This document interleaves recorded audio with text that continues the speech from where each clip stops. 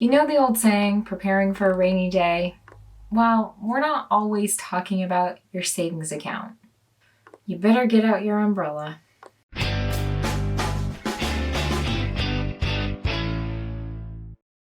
Good morning and welcome back to Coffee with Cody. That's right, this week I wanted to talk about why you should have an umbrella. Now, whether we're talking about a personal account or a business account, an umbrella is a really important piece of those policies. A lot of people think, why am I going to spend an extra $400 a year for an extra layer of savings when I'm already paying X amount of dollars for a policy? That's a great question, and I'm going to tell you why. Let's say you get into an accident and you exhaust all of your medical payment limits. Now, your medical payment limits, those apply to somebody injured in another vehicle. That person's injuries that they sustained during that accident are well beyond your policy limits. For example, worst case scenario, they become a paraplegic from the accident. They're now permanently disabled. They now also have to have months of physical therapy, plus add on any and all of those medical bills. How do you pay for that? Because guess what? They're not going to pay for it. You're responsible. You are the negligent party.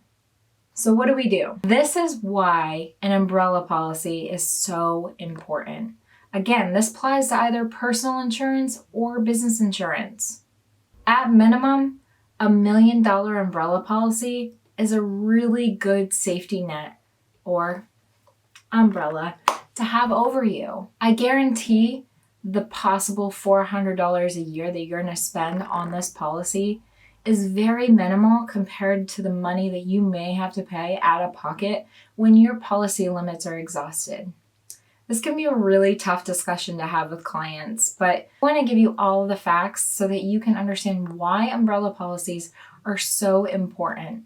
Not trying to be a Debbie Downer here, but the fact of the matter is sometimes us insurance agents, we are Debbie Downers. We gotta hit you with the worst case scenarios, the gory details, the bad stories that we've experienced so that you really can understand what can happen and why we are so adamant about having good policy limits.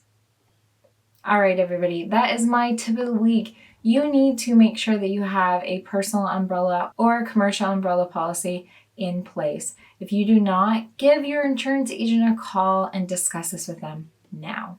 All right, thank you so much for joining me on this week's Coffee with Cody. Be sure to subscribe down below to catch all the notifications every time we release a new video.